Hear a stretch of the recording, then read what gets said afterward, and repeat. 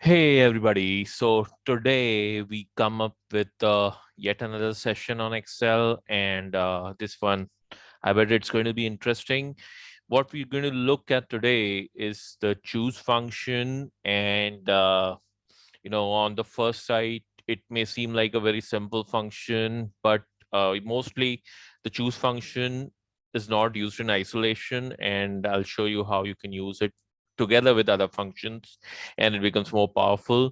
What we'll start off with is a very simple example of how the choose function works.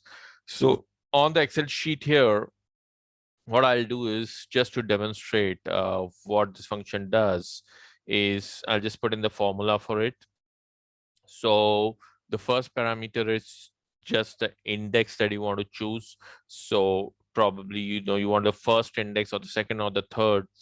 I'll just put, let's say, 3 here, and then I'll give a list of 3 items, like let's say 3 names, Sam, then John, and let's say Gary. Okay. So what we are doing now is we are specifying a list of available values, and in the index column, we specify which one has to be chosen. So quite predictably, the output should be the third value in the list, which is Gary here. And there we go. So we see that, the choose function, it takes the index number, which is not zero based, it's one based index, and it will return the value in the list, the index value of the list that you specify. Now, how does this really work in actual scenarios?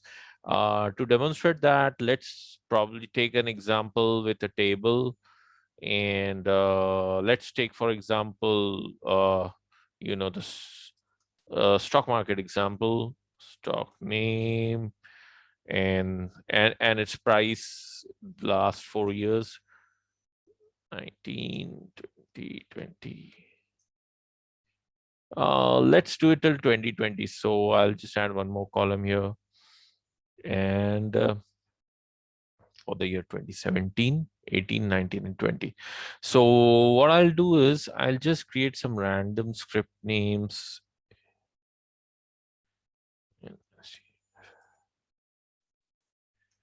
I'm sure these are not going to clash with any scripts.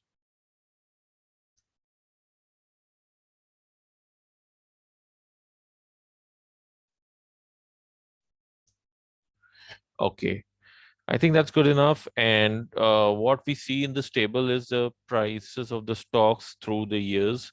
So let me just give some random values, and let's say the stock went up a little bit in 18 and then again dipped down to 19 before reaching 55. So in the same fashion, we'll just try to fill in some random values here. 70, and probably not moved. The price hasn't moved here. So what I'm trying to do here is just put some values here randomly.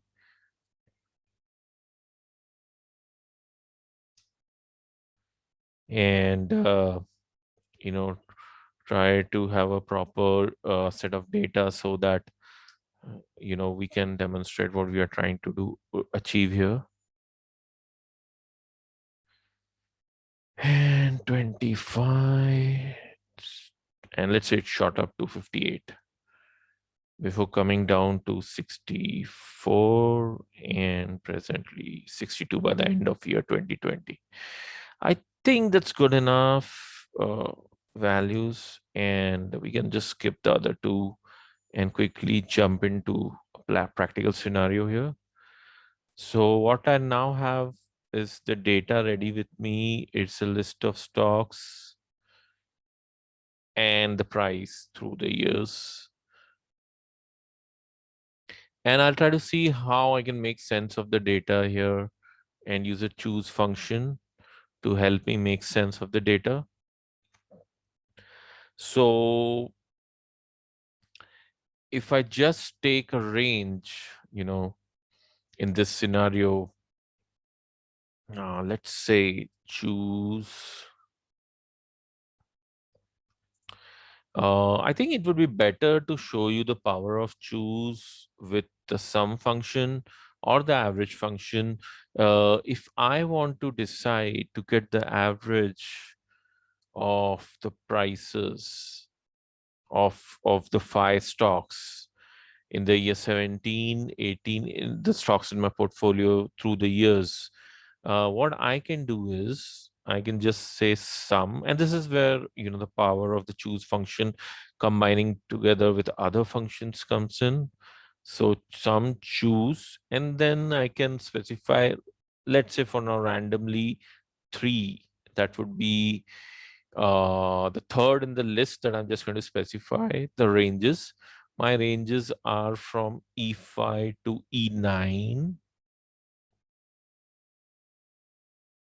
comma, F5 to F9, comma, G5 to G9, comma, H5 to H9.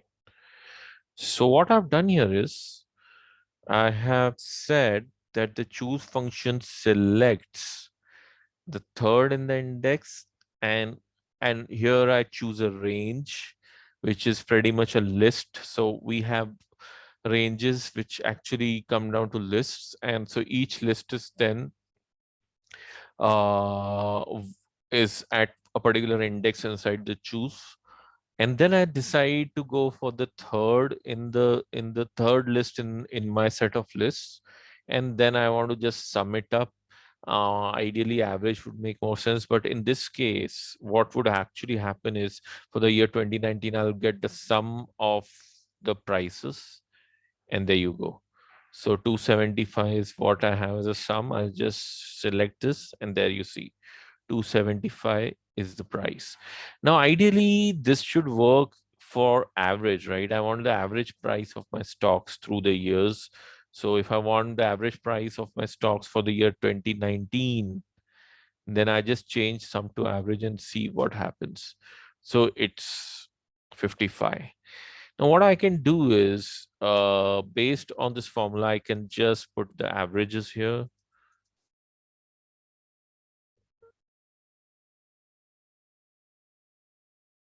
Averages through the years. And then I can simply use this formula for the values. For example, I got 55 for the year 19.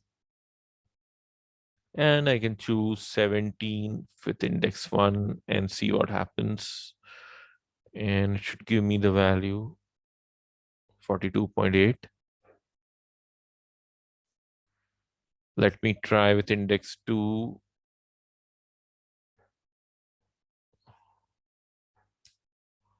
It's 58.2. Of course, with index 3, it was 55, but I'll just repeat it. Yes, it's 55. And then finally for index 4.